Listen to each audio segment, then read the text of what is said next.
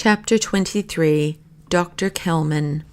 As soon as he had reason to hope the way was clear, Curdie ventured softly into the hall, with Lena behind him.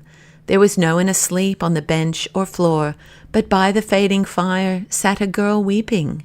It was the same who had seen him carrying off the food, and had been so hardly used for saying so. She opened her eyes when he appeared, but did not seem frightened at him. "I know why you weep," said Curdie, "and I am sorry for you." "It is hard not to be believed just because one speaks the truth," said the girl, "but that seems reason enough with some people. My mother taught me to speak the truth, and took such pains with me that I should find it hard to tell a lie, though I could invent many a story these servants would believe at once, for the truth is a strange thing here, and they don't know it when they see it.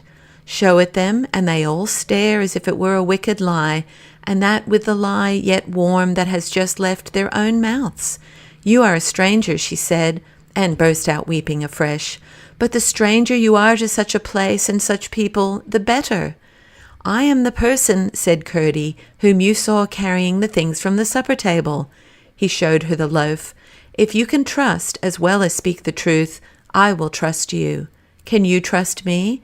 She looked at him steadily for a moment. "I can," she answered. "One thing more," said Curdie. "Have you courage as well as faith?" "I think so." "Look my dog in the face, and don't cry out. Come here, Lena." Lena obeyed. The girl looked at her and laid her hand on her head. "Now I know you are a true woman," said Curdie. "I am come to set things right in this house. Not one of the servants knows I am here.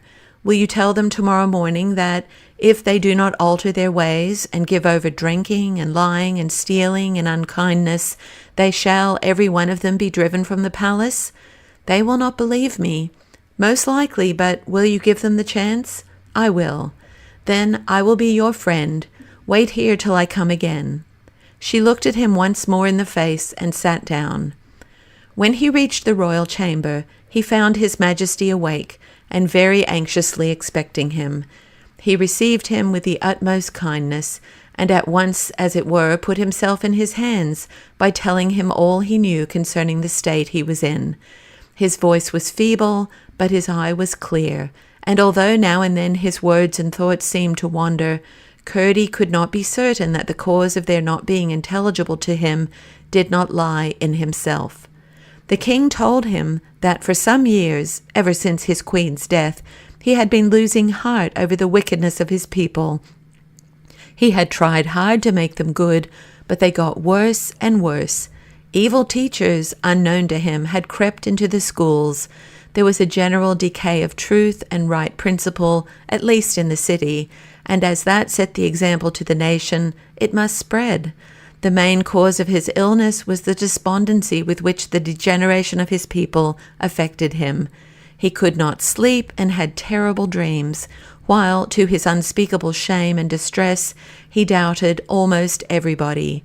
He had striven against his suspicion, but in vain, and his heart was sore, for his courtiers and counsellors were really kind, only he could not think why none of their ladies came near his princess.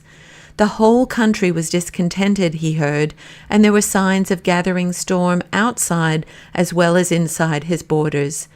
The master of the horse gave him sad news of the insubordination of the army, and his great white horse was dead, they told him, and his sword had lost its temper. It bent double the last time he tried it, only perhaps that was in a dream, and they could not find his shield, and one of his spurs had lost the rowel. Thus the poor king went wandering in a maze of sorrows, some of which were purely imaginary, while others were truer than he understood. He told how thieves came at night and tried to take his crown, so that he never dared to let it out of his hands even when he slept, and how, every night, an evil demon in the shape of his physician came and poured poison down his throat. He knew it to be poison, he said, somehow, although it tasted like wine. Here he stopped, faint with the unusual exertion of talking. Curdie seized the flagon and ran to the wine cellar. In the servants' hall the girl still sat by the fire, waiting for him. As he returned, he told her to follow him and left her at the chamber door till he should rejoin her. When the king had had a little wine, he informed him that he had already discovered certain of his majesty's enemies, and one of the worst of them was the doctor, for it was no other demon than the doctor himself who had been coming every night and giving him a slow poison. "So," said the king, "then I have not been suspicious enough, for I thought it was but a dream. Is it possible Kelman can be such a wretch? Who then am I to trust?" "Not one in the house except the princess and myself," said Curdie. "I will not go to sleep," said the king. "That would be as bad as taking the poison," said Curdie.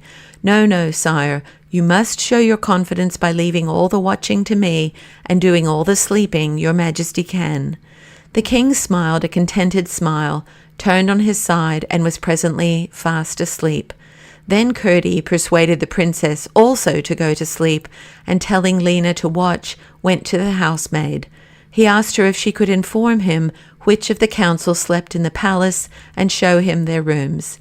She knew every one of them, she said, and took him the round of all their doors, telling him which slept in each room. He then dismissed her, and returning to the king's chamber, seated himself behind a curtain at the head of the bed, on the side farthest from the king. He told Lena to get under the bed and make no noise. About 1 o'clock, the doctor came stealing in. He looked round for the princess, and, seeing no one, smiled with satisfaction as he approached the wine where it stood under the lamp. Having partly filled a glass, he took from his pocket a small phial and filled up the glass from it. The light fell upon his face from above, and Curdie saw the snake in it plainly visible. He had never beheld such an evil countenance. The man hated the king, and delighted in doing him wrong. With the glass in his hand, he drew near the bed, set it down, and began his usual rude rousing of his majesty. Not at once succeeding, he took a lancet from his pocket, and was parting its cover with an involuntary hiss of hate between his closed teeth, when Curdie stooped and whispered to Lena, "Take him by the leg, Lena." She darted noiselessly upon him. With a face of horrible consternation, he gave his leg one tug to free it. The next instant, Curdie heard the one scrunch with which she crushed the bone like a stick of celery. He tumbled on the floor with a yell. "Drag him out, Lena," said Curdie. Lena took him by the collar and dragged him out. Her master followed to direct her, and they left him lying across the Lord Chamberlain's door, where he gave another horrible yell and fainted. The king had waked at his first cry, and by the time Curdie re-entered, he had got at his sword where it hung from the centre of the tester, had drawn it, and was trying to get out of bed. But when Curdie told him all was well, he lay down again as quietly as a child comforted by his mother from a troubled dream. Curdie went to the door to watch. The doctor's yells had roused many, but not one had yet ventured to appear. Bells were rung violently, but none were answered, and in a minute or two Curdie had what he was watching for. The door of the Lord Chamberlain's room opened, and, pale with hideous terror, his lordship peeped out. Seeing no one, he advanced a step into the corridor and tumbled over the doctor. Curdie ran up and held out his hand. He received in it the claw of a bird of prey, vulture or eagle, he could not tell which.